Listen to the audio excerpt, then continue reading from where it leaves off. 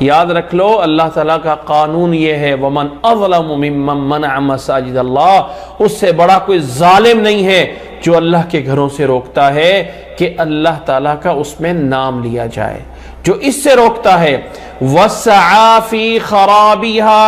وَسَعَى فِي خَرَابِهَا،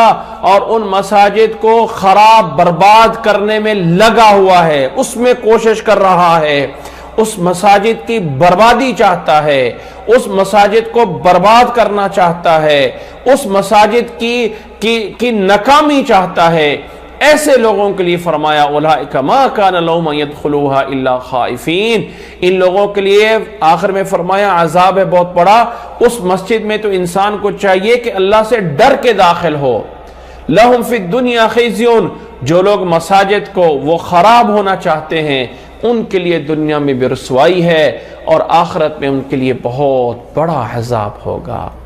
یہ اللہ تعالیٰ نے آیت اس سیاق و سباق میں نازل کی ہے جو اللہ کے نبی صلی اللہ علیہ وسلم کے ساتھ، اللہ کے نبی صلی اللہ علیہ وسلم کے صحابہ کے ساتھ، مسلمانوں کے ساتھ جو مکہ کے مشرکین نے اللہ کے گھر سے منع کرتے ہوئے کیا تھا، اس کی طرف اشارہ کرتے ہوئے فرمایا ہے یہ ہے اس آیت کا مقصد، یہ ہے اس آیت کا سیاق و سباق۔ ٹھیک ہے، میں حیران ہوں بعض لوگوں سے کہ اللہ تعالی ہم سب کو ہدایت عطا فرمائے،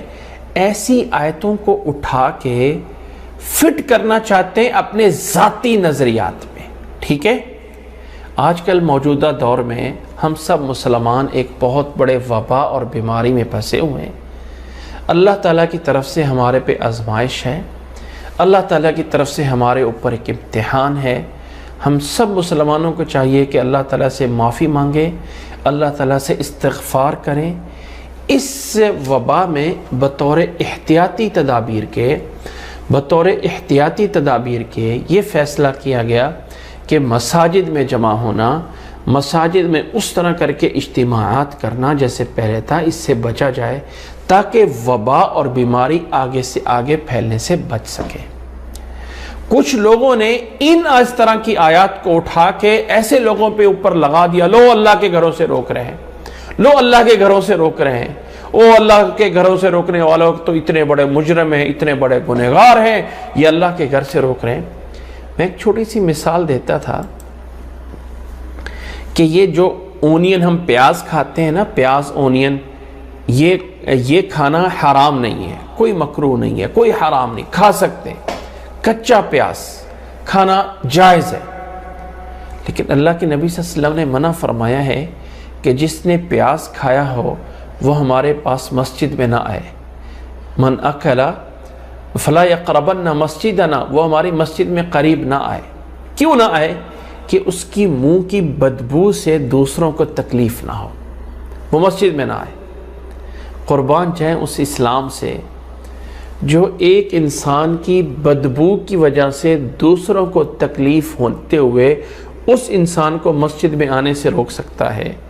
تو جب پتہ ہو کہ ایک انسان کے آنے سے دوسرے لوگوں کی جان کو خطرہ پڑ سکتا ہے تو کیا اسلام منع نہیں کر سکتا؟ اس لیے انسان کو ایسا یعنی ہر طرف آ کے اس طرح کی آیتوں کو اٹھا کے اعتراضات بنانا، یہ کرنا، یاد رکھنا دین اسلام ایک بہت بڑا وسیع دین ہے، اور اس دین کے اندر جہاں اللہ تعالیٰ نے عبادات کا حکم دیا ہے وہاں بہت بڑا چیپٹر ہے کہ انسانی زندگی کی حفاظت کی جائے۔ مثال دی جاتی ہے کہ اگر کسی گاؤں میں اعلان ہو جائے کہ وہ لوگوں آج رات مسجد میں 2 سانپ آ گئے ہیں اور سیکیورٹی والوں نے رات عشاء کے بعد وہ ان کو مسجد سے نہیں نکال سکے ہیں، اس لیے فجر کی نماز میں لوگ مسجد میں آ کے نماز نہ پڑھیں کیونکہ خطرہ ہے کسی جان کو نہ ہو جائے، تو ان کو جب تک کہ سیکیورٹی والے باہر نکال نہیں رہتے ہیں تو سارا کا سارا گاؤں مسجد کے بجائے گھر میں نماز پڑھ لے گا اور کسی کو کوئی اعتراض نہیں ہوگا۔ نبی صلی اللہ علیہ وسلم نے فرمایا جب بارش ہو جائے اور لوگوں کا مسجد میں آنا مشکل ہو جائے تو مؤذن کو کہا اذان میں کہہ دے الا صلوا فی الرحال، لوگوں گھروں میں نماز پڑھ لو، لوگوں گھروں میں نماز پڑھ لو، لوگوں گھروں میں نماز پڑھ لو۔ مؤذن کو آرڈر ہے کہ اذان میں کہہ دو، تو اس کہ انسان کہیں کوئی گر کر جو ہے وہ اس کو کوئی نقصان نہ ہو جائے، تو انسانی جان کی حفاظت کی گئی ہے، انسانی جان کی حفاظت کی گئی ہے۔ میں ایک چھوٹا سا ایک اور بات کر دوں، نبی صلی اللہ علیہ وسلم بیمار ہیں، آخری ایام ہیں، اور مسجد میں نہیں پہنچ سکتے ہیں، مسجد میں نہیں پہنچ سکتے ہیں، تو دو بندوں کے سہارے آپ صلی اللہ علیہ وسلم کو مسجد میں لایا گیا۔ وہ لانے والے کون تھے؟ حضرت علی رضی اللہ تعالیٰ عنہ، حضرت عباس رضی اللہ تعالیٰ عنہ۔ آپ صلی اللہ علیہ وسلم کو اٹھا کے اور آپ صلی اللہ علیہ وسلم کے پاؤں گھستے جا رہے ہیں، مسجد میں لایا گیا۔ اب ذرا اس سے تھوڑا سا چند سیکنڈ پیچھے آ جائیں تو نبی صلی اللہ علیہ وسلم جب گھر میں موجود ہیں اور مسجد میں، گھر کا حجرہ مسجد کے ساتھ متصل ہے، مسجد میں جماعت حضرت ابوبکر رضی اللہ تعالیٰ عنہ کرا رہے ہیں، لیکن نبی صلی اللہ علیہ وسلم کی تیمارداری کے لیے گھر میں حضرت علی رضی اللہ تعالیٰ عنہ اور حضرت عباس رضی اللہ تعالیٰ عنہ موجود ہیں۔ وہ موجود تھے تبھی نبی صلی اللہ علیہ وسلم کو لے کے گئے، اگر موجود نہ ہوتے تو کون لے کے جاتا؟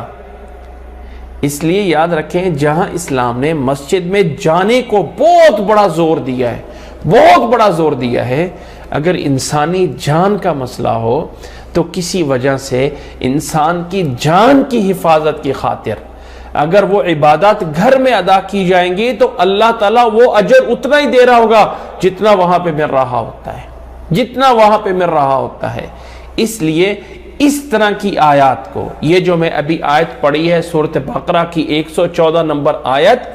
اس طرح کی آیات کو پڑھ کر، ان آیات کو دلیلیں بنا کر اور بلا وجہ مسلمانوں کے اوپر جو ہے وہ الزام تراشی کرنا یہ جائز نہیں ہے۔